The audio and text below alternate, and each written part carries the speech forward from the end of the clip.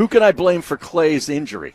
Well, I wish there was somebody you could point to because that was a Warriors win until Klay goes down. I was devastated when he went down. I literally screamed. My wife can attest to that. She's like, what happened? I go, Klay Thompson, no! You lost me money. No, but he's my favorite player in the NBA. Okay. See, I get that. Embiid's not there yet. No, Klay Thompson's my guy. I understand that. And so when you're watching that painful injury, and you know that it's not just your ticket, it's the Golden State Warriors. Right, it's no Game 7. I get nothing Sunday night. Basketball's over. Basketball is over. I know we have the draft next Thursday, and, of course, the Sports Bash has their big draft party. You're all over that. Oh, yeah, I'm all over that. Are you not heading down? Am I supposed to? Yeah, I thought you were part of this. It's at the Wonder Bar. Yeah, they incorporate you now on all the station stuff. Oh, no, I don't think so. LPGA, AAFL. I was not informed of this. No? Okay. No. I thought you were heading down I think there. Mosher's going to be there. Is that right? Yeah, Mosher's going to bring his $15 with him so he can make a bet some on crazy bets. Yeah. Yeah. Snedeker future next year's Masters will put $8 down on that. $8 at Wingfoot. I honestly, man, I'm with you. I thought that was where the life just came out of my sails. Yeah, me too. And I'm thinking, like, there's nothing that's going to – I know the game was close, although there was one point where Danny Green threw the ball away in which you thought, okay, maybe something would happen.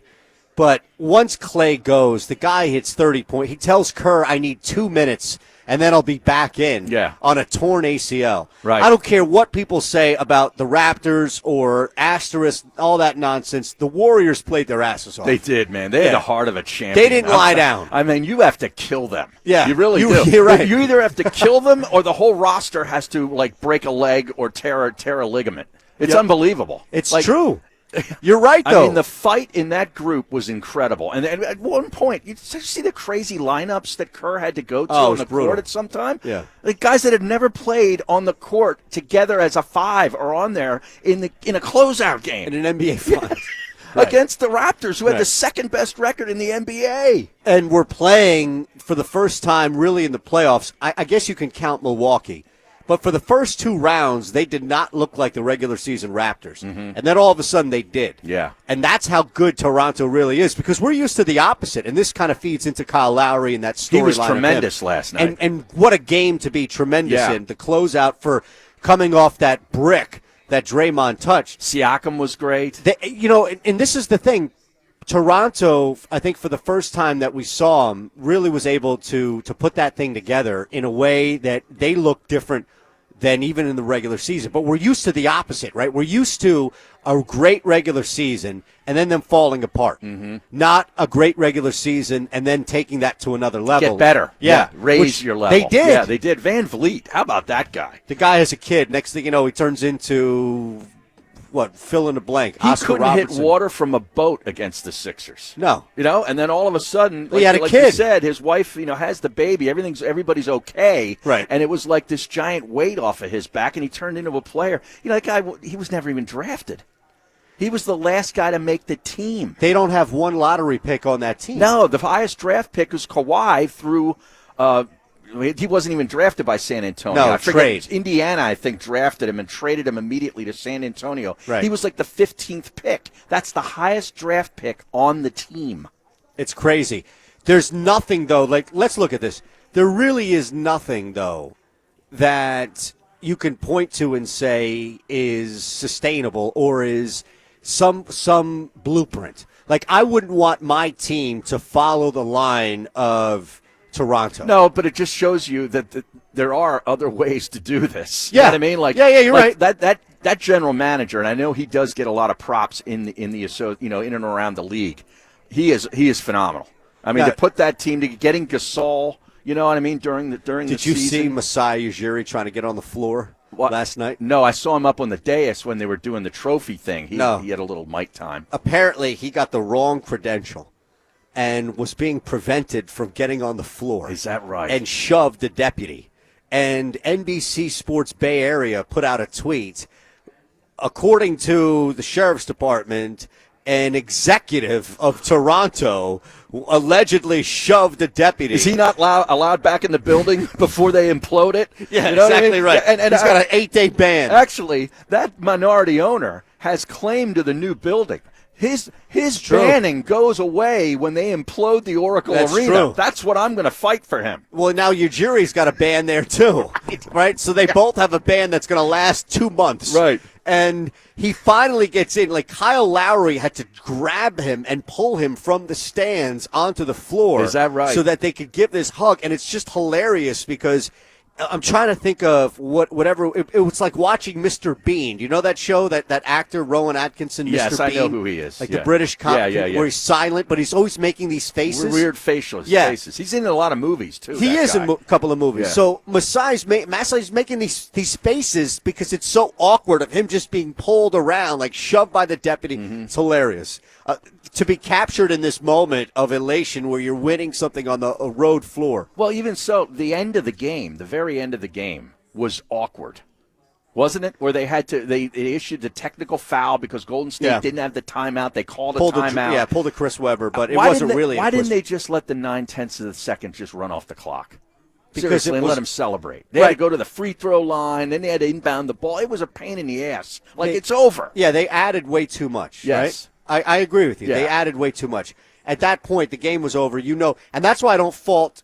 I think it was Draymond, right? Who called the timeout. Well, Draymond, he might not have been the only one. He had the ball. There were two people at least calling timeout. He had the ball. I think Iguodala was calling one, right? Iguodala might have, Curry might have. I don't know. I mean, but this wasn't a Chris Webber thing. No. 0.9 seconds left on the clock. Like, at that point, you either heave the ball up. He's laying flat on his back at midcourt. Right. What's he going to do? Yeah, but to your point, you're right. You run the clock off. Like, there needs to be a off. 10-second runoff like there is in the NFL. Right. All right, so there are a bunch of things going on. I don't even know where you want to begin. We talk a little bit about the Warriors and really what they went through. People want to put an asterisk against the Raptors. I think it's the most ridiculous thing you could possibly do is try to justify why the Warriors lost. No, I'll tell you, I'll put an asterisk on the Warriors next year, but it is a shame. It is a shame. Well, yeah, though. a terrible shame. Like I know, Kawhi's had other championships. Kyle Lowry, this is his first one, and it's like you sit there and say all the past failings.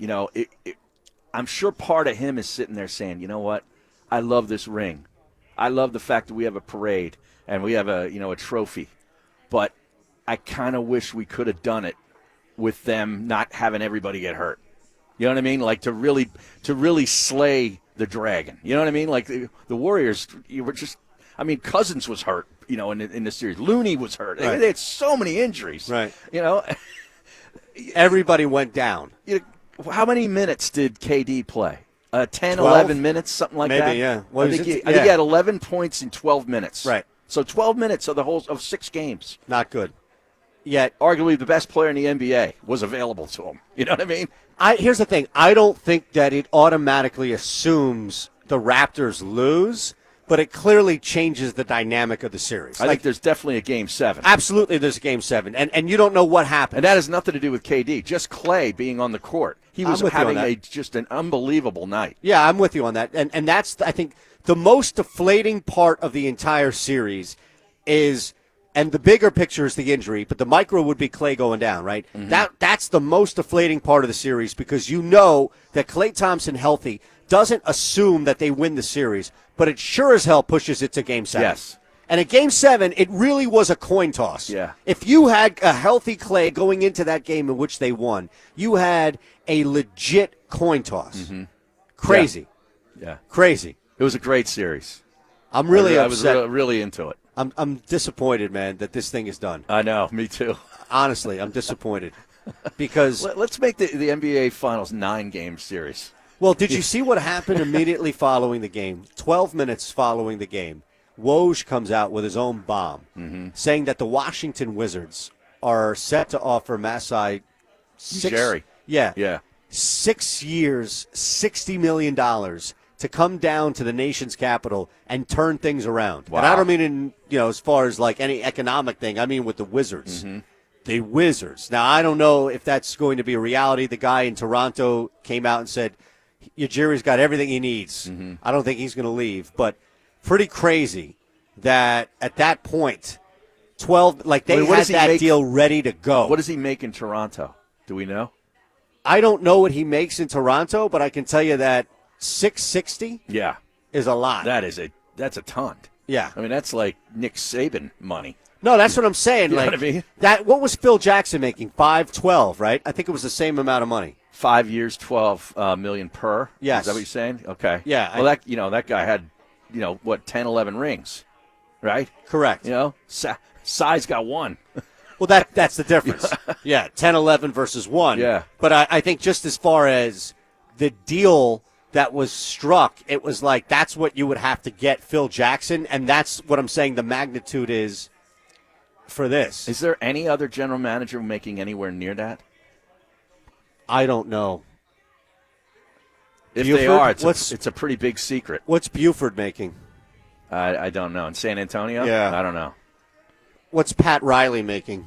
No, that could be it right there. Yeah, that might be the one. General managers now morphed into. I just technically merged those two terms into like president of basketball operations, but yeah, we're talking about the same thing, right? Yeah. But I am bummed that there's no Game 7. I really am. Yeah, me too. It's disappointing. Now you look at next year. The season coming to an end. Like, this was one of the most – I know the Sixers came up short, and there are people that want to put the Sixers already in hoisting the O'Brien trophy. But Sixers lost in the way in which they lost aside. This felt like a memorable season. Mm-hmm. One of those years that you look back and you reference. Yes. 4 or 5 years from now. Like I do in the 80s. All those years in the 80s when I was. Do you remember when we saw Kawhi Leonard? Yeah. I mean, think about it. This is not a big three. This is not Golden State creating a monster in a big four. This is not even what Cleveland did with a LeBron James and a 2 in Kyrie. Right. They essentially said, all right, here's Kawhi Leonard, and on any given night, you're going to have 3 or 4 guys to choose from. When you make that Gasol trade, 4 guys to choose from. That can be those 2, 3. Mm-hmm. So it's like this rotating, where you're not asking someone like Chris Bosh to change his game. You're not asking, Kevin Durant to come in here and adapt to an already established dynasty. It's almost like a music group where, one guy stays out there, the lead vocalist stays out there, but other guys come and join him for certain songs, and then they leave for others. You know what I mean? You ever see groups play like that? Well, I saw – so you've never met my friend Matt, but he's up in New York. And he is like a music coordinator, and he was the first guy to bring a hip-hop show to the Lincoln Center. This is back in 2001 when I was at Gettysburg College. Lincoln Center in Manhattan. In Manhattan, yeah. Me and my buddy Colin drove from Gettysburg to Lincoln Center to see the Roots, because the Roots were headlining a show at Lincoln Center.